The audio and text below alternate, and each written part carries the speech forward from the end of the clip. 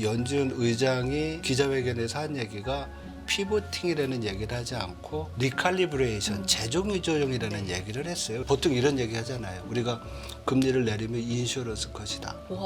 보험성 네. 인하라고 하면 전제가 경기 침체 그림이에요. 네네.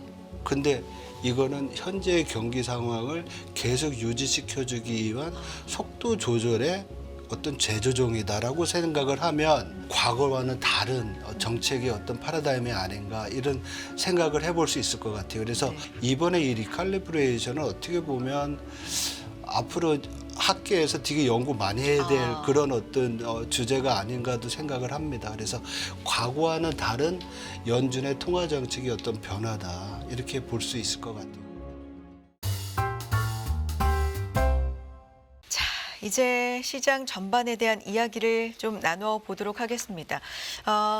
굿모닝 인포맥스에서 매번 FOMC 생중계를 해드리고요. 많은 분들께서 저희 생중계도 함께 해주시고 또 폴, 이 사전에 조사하는 부분을 또 기다리고 계시는데요. 이번 폴에서 금융 전문가 26명 중에서 24명이 B컷을 안 한다로 이야기를 해주셨습니다. 그런데 오늘 지금 모실 이분께서는 9월 11일 연준이 B컷을 하신다고 의견을 주셨다가 또 연휴 직전에 변경을 하신 부분도 있어서 이 부분에 대한 얘기도 좀 들어봐야 될 것 같습니다. 이코노미스트 장재철 박사 함께합니다. 박사님 안녕하세요. 안녕하세요. 네. 박사님 말씀드린 것처럼 B컷 한다. 아니다. 25bp다 이렇게 좀 생각이 바뀌셨었잖아요. 그렇습니다. 근데 B컷을 또 했고 이 과정을 보시면서도 과정을 보시면서도 또 박사님만의 생각의 스토리가 어떠셨는지도 좀 궁금해서요. 사실 7월 말에 그 7월 FOMC 그 결과 다음에 시장이 되게 크게 한번 흔들렸죠. 그리고 8월 초에 금융시장의 어떤 급락 그리고 그게 또 9월 초에 또 한번 재발되면서 그렇죠. 이런 시장의 변동성 자체는 우리가 금리가 높다고만 해서 금융시장의 어떤 여건이 긴축적인 게 아니라 시장이 불안하면 또 긴축적으로 보는 거거든요. 그래서 금리 인하 필요성이 더 생긴 거고, 그 다음에 우리가 이제 그 노동시장에 있어서의 그 취업자 수 증가폭이 조금씩 줄고 있었잖아요. 근데 7월 달에 상당히 많이 줄었죠. 그리고 8월 달 취업자 수가 14만 8천 개인가 그렇게 늘어나면서 회복되는 거 아니겠느냐 이런 기대가 있었습니다. 그렇지만 우리가 좀 주목해서 봐야 될 것이 슬라이드를 보시면 이 민간 부분에 있어서의 고용 증가가 있는데 이거를 3개월 평균으로 보면 이 그림에서 보는 것처럼 8월 달에 9만 6천 개로 10만 개 밑으로 내려옵니다. 매달은 조금씩 변하지만 추세를 본다는 면에서 3개월 이동 평균을 보는데요. 추세를 본다는 면에서 이게 10만 개 밑으로 내려온다는 얘기는 경기 침체에 대한 우려가 커질 수 있다라는 지표로 볼 수가 있는 겁니다. 적어도 공공 부분이 빠진 민간 부분에서의 일자리 창출 능력이 약화됐다는 거죠.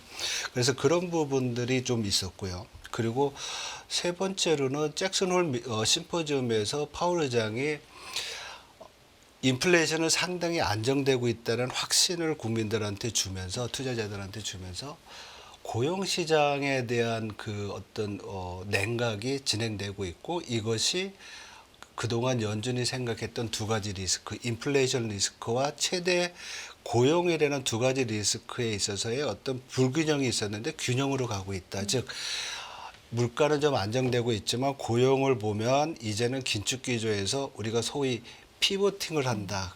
금리를 낮춰야 된다는 얘기를 하고 더 이제 중요한 얘기가 뭐였냐면 내려가는 거 방관하지 않겠다. 굉장히 과감하게 우리 움직일 수 있다라는 얘기를 했습니다. 뭐든 다 하겠다. 그렇죠. 그래서 그 부분이 이제 되게 하이라이트 됐었고요. 저는 그 부분이 연준이 기존에는 뭐 2001년의 닷컴 버블이나 9.11 사태 그리고 서브프라임 2007년이죠. 그때를 제외하고서는 금리 인하를 50bp로 한 적이 없었잖아요. 그래서 없을 거라고 생각을 했지만은 먼저 말씀드렸던 금융시장의 불안정성 그리고 고용시장이 냉각됐다는 것을 인정한 거 그리고 더 크게 움직일 수 있다라는 그런 점들이 50bp를 할 거라고 이제 예상을 했었죠. 근데 이제 마음이 바뀐 게 9월 초에 이제 나오기 시작하는 8월 인플레이션 소비자 물가를 주목을 했습니다. 네. 왜냐하면 파월 의장이 잭슨홀 심포지움에서 우리가 크게 금리를 내릴 수도 있는데 그거의 전제 조건이 인플레이션이 안정되고 있다는 확신이 있기 때문이라고 얘기를 했었거든요. 근데 9월 소비자 물가에서의 그 우리가 뭐 주목해서 봐야 될 점이 뭐냐면 헤드라인. 그러니까 뭐 물가를 보면 변동성이 큰 부분도 있고 변동성이 네. 작은 부분이 있잖아요. 특히 식료품과 에너지 등은 이제 변동성이 커서 그걸 포함한 전체 물가는 2.5% 전년 동월 대비 2.5%로 7월 달에 2.9% 많이 내려왔어요.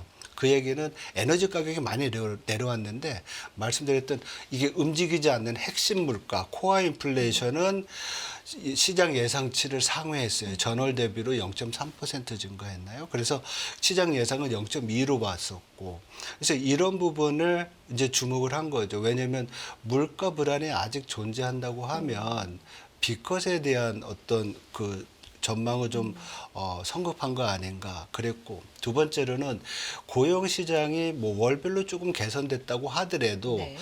또 소매 판매 지수가 나왔는데 생각보다 되게 좋았어요. 네. 이제 보시면 이제 물가는 이제 이렇게 올라왔다는 건데 여기서 보시면 소매 8월 소매 판매를 보면 시장에서는 마이너스 0.2를 생각했어요. 전월 대비. 근데 0.1%로 플러스로 돌아선 거예요. 그리고 특히 그 지난달 7월 달에 그 뭐라 그럴까 그 증가했던 거 그 증가폭이 좀 상향 조정이 됐어요. 이러한 부분들이 전월 달에 대한 것들이 상향 조정됐다는 법, 6월 달 거 이러한 것들이 노동 시장에 좀 개선이 좀 부진하다고 하더라도 소비가 잘 유지된다는 점은 미국 경제가 강건하다는 것을 보여주기 때문에 25bp로 가야 되지 않겠느냐 이렇게 이제 전망을 바꿨죠. 그래서 이제 FOMC 당일날 새벽부터 일어나가지고 쭉 봤는데 50bp를 가더라고요. 네. 근데 거기에는 이제 우리가 많이 얘기를 했지만은 시장이 되게 사실은 9월 초만 하더라도 25bp 인하가 굉장히 다수였죠.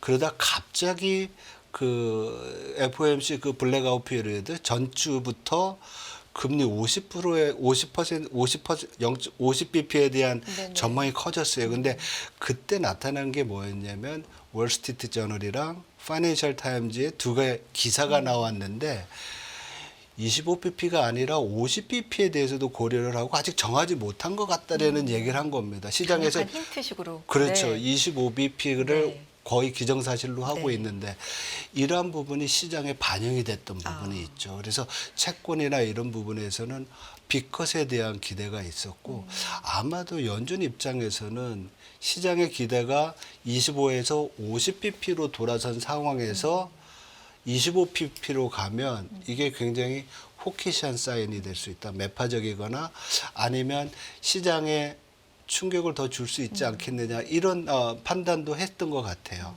연준이.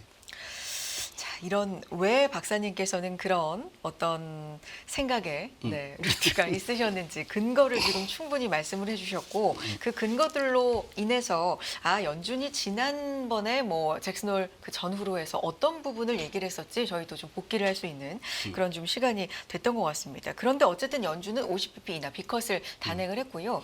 시장에서는 여러 이야기가 있습니다만 뭐 유일하게 25bp를 지지했다고 한 미셸 보먼 같은 경우는 너무 성급하게 그럼 인플레에 대해서 승리 선언을 한 거 아니냐라는 것도 주말까지도 계속 이런 우려를 좀 표현을 하긴 했거든요. 네. 박사님은 이 비컷에 대해서는 어떻게 보세요, 전문가로? 저는 또 왜 50에서 25bp로 바꿨는지에 대한 네. 이유를 인플레이션에 대한 우려라고 네네. 얘기했잖아요. 네. 이게 미셸 바우만 이사가 얘기했던 거랑 저랑 거의 견해가 비슷한 것 같아요. 아직 인플레이션을 우려해야 된다.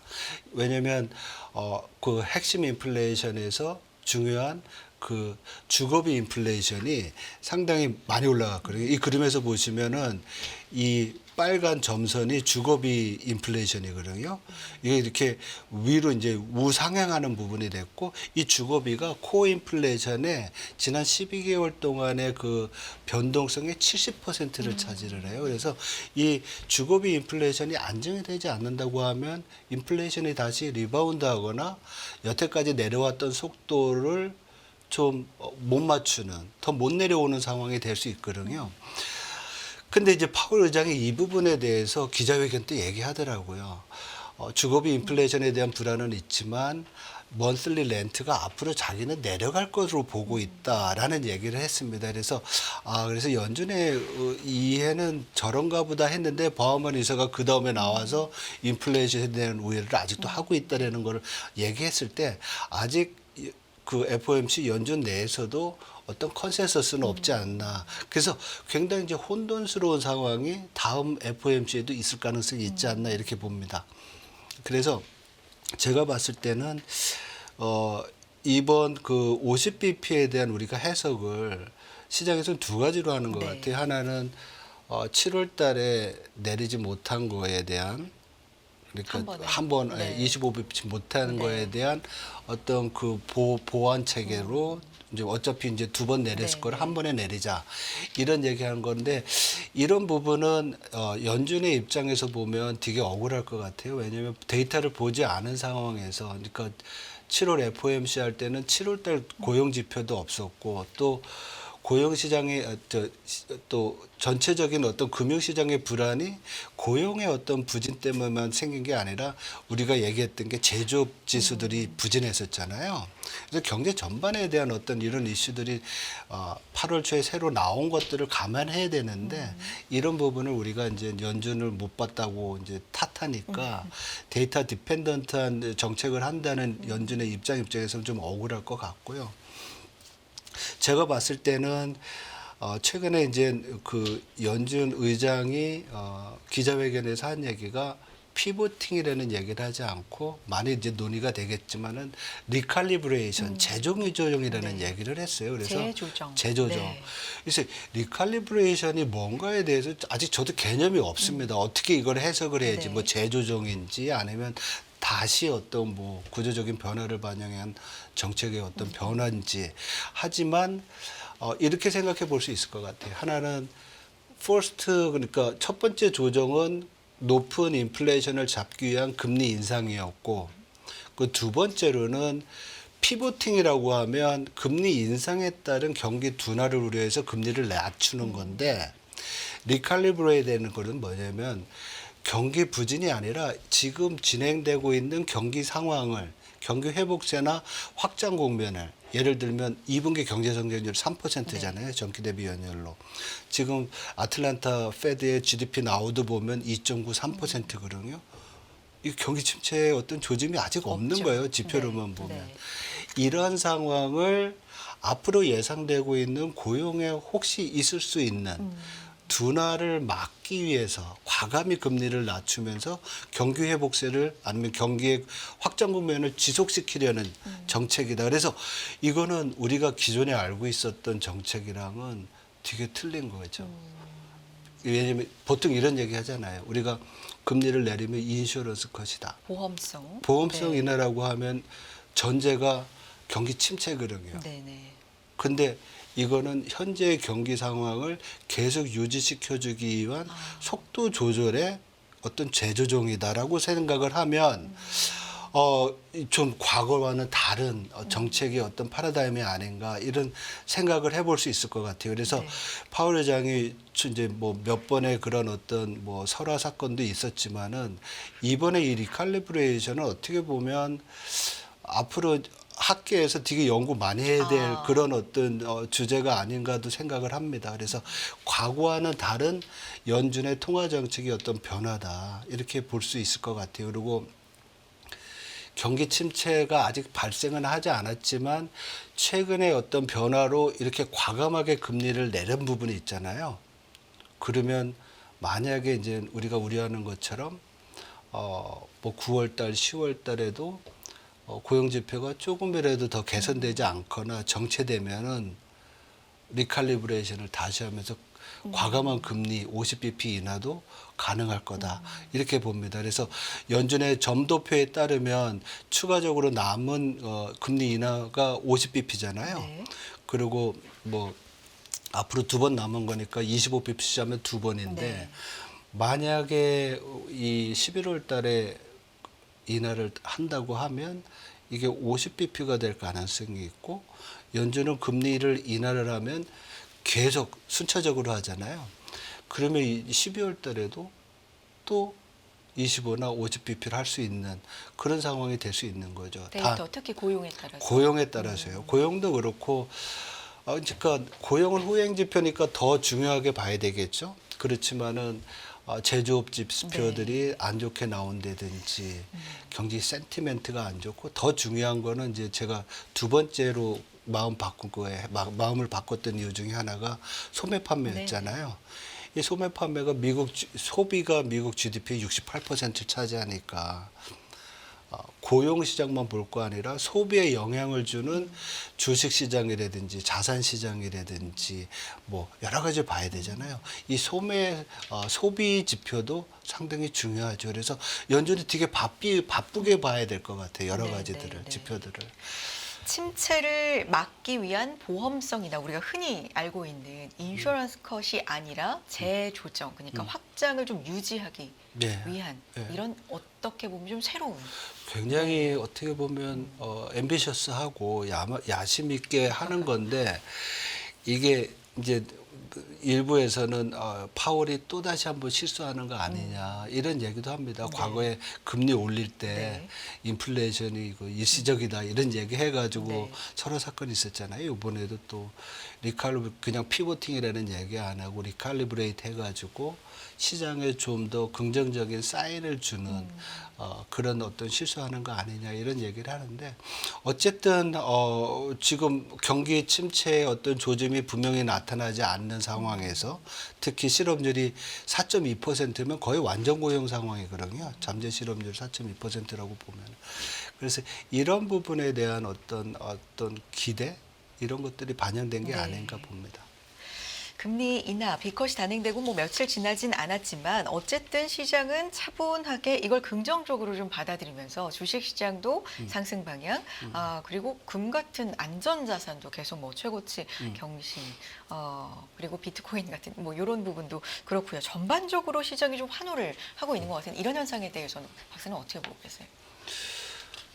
이제 말씀드렸듯이 네. 금리 인하가 보통 연준이 금리를 인하를 하면 시장은 경기 침체를 반영하기 때문에 주식시장은 주가는 하락을 하고 그리고 안전자산인 채권의 가격이 올라가면서 금리가 내려와서 네. 주가 금리가 다 내려와야 되는 게 이제 정석이죠.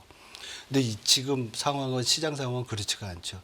주가는 오히려 좀 상승을 하고 금리도 좀 올라가고 이 이유가 뭐냐면 아까 말씀드렸던 시장이 지금 적어도 이 순간은 파월 의장이 얘기했던 리칼리브레이션에 대한 해석을 하고 있는 게 아니냐. 네. 즉 경기 침체를 보는 것이 아니라 경기가 이번 금리 인하 그리고 지금 예상되고 있는 금리 인하 스케줄대로 간다고 하면 소프트 랜딩도 아니고 거의 뭐 연준의 그 점도표에서 이번에 경제 전망 요약 보면은 2026년까지인가요? 계속 2% 성장하잖아요. 잠재 성장률 1.8%인데 그런 상황을 반영을 해서 좀 위험 선호, 금리 인하에 따른 위험 선호가 커지면서 주가가 좀 긍정적으로 변하고 그리고 경기가 좋고 그렇다 그러면 금리는 또 올라갈 수 있는 부분이 생기잖아요. 그리고 금 같은 경우에는 전반적으로 금리가 내려가면 상대적으로 금리를 받는 투자 상품에 대한 매력도는 떨어지잖아요.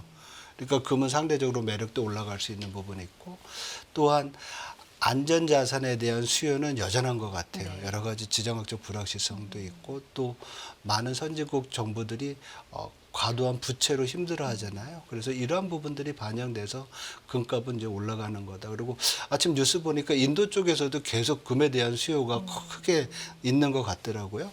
그래서 이런 부분들이 금값 상승에 영향을 주는 거고 비트코인은 그 암호화폐는 전형적인 위험 자산이고요. 금리가 내려간다고 하면 위험 선호가 커지고 그리고 또한 차입 비용이 낮아지니까 더 익스펙트 기대 수익이 큰 그런 위험 자산에 대한 투자도 올라가니까 아무래도 암호화폐도 긍정적일 수밖에 없겠죠. 네. 또 하나 짚어봐야 될 게 이제 환율인데 네. 이번 결정으로 인해서 환율 시장은 어떻게 봐야 될까요? 한동안 이제 뭐 강달러, 킹달러, 가달러 이런 얘기를 우리가 많이 했었는데 이 흐름 추세에는 좀 변화가 있을까요?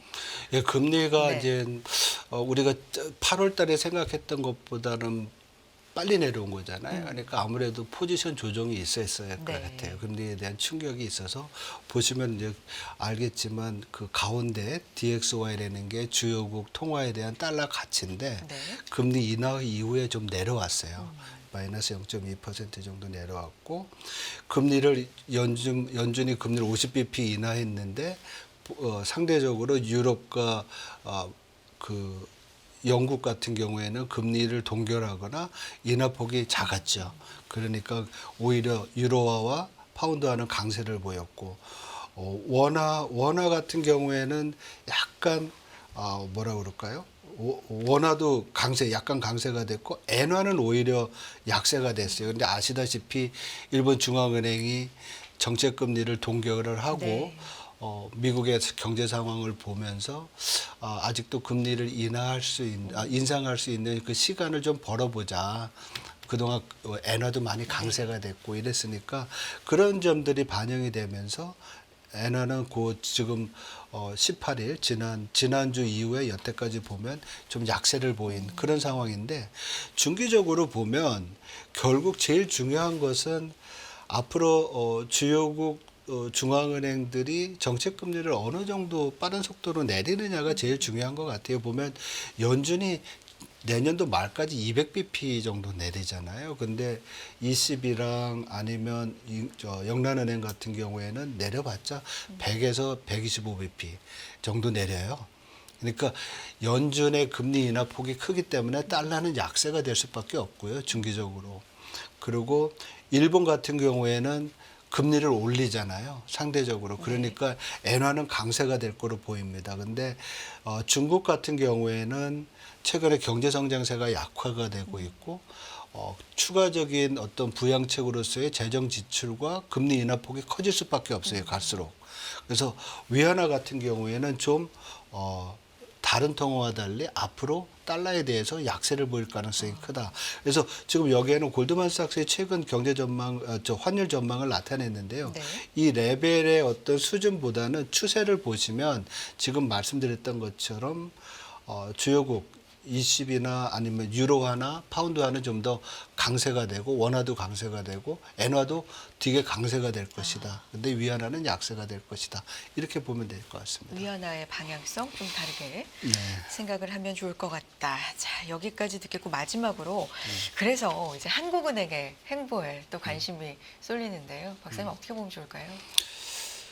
저는 지난번에도 말씀드렸던 네. 것 같은데 금리 인하 시점을 놓친 것 같고요. 가장 큰 이유는 우리 지금 내수 경기 너무 안 좋고 그리고 10월 달에 금리 인하를 할 수 있는 여건은 좀 마련된 것 같아요. 그래서 그 이유 중에 하나가 지난번 그 금통위 이후에 한국은행 총재가 기자회견에서 선진국이 금리 인하를 하게 되면 좀 더 자유로울 거다. 그래서 벌써 이제 ECB도 그렇고 페드도 그렇고 금리 내렸잖아요. 그리고 또 정부의 입장에서는 여러 가지 거시 건전성 대책들을 가계부채와 부동산 쪽에서 내놨고 이러한 부분들이 금리 인하의 어떤 여건을 만들어 놨기 때문에 금리 인하 시점이 더 빠르면 좋지 않겠냐 이래서 10월 달에 좀 있으면 좋을 것 같고요. 근데 연준처럼 연달아서 11월 달에 12월 달에 네. 10월, 12월이 있는데 12월 달에 하는 거는 어려울 것 같아요. 왜냐하면 아무래도 아직까지 그 금융 불안 이슈들이 있기 때문에 그런 점들이 있어서 10월 달에 금리를 인하할 수 있는 그런 여건은 만들어졌다. 그래서 인하를 해야 된다. 이렇게 생각을 하고 있습니다. 10월과 11월 말에 이제 금통위가 남아 있는데 10월에 하는 것이 적절할 것 같고 그럴 가능성이 있을 것 같다라는 예, 박사님 예, 예. 말씀이시네요. 사실 내수도 어렵고 또 부동산도 발목을 잡고 한국은행의 생각이 네, 좀 네, 네. 많다라는 게 여러 분석인데 그래도 10월에 가능성이 있다라는 말씀으로 여기까지 듣도록 하겠습니다. 이코노미스트 장재철 박사 함께했습니다. 고맙습니다, 박사님. 네, 고맙습니다.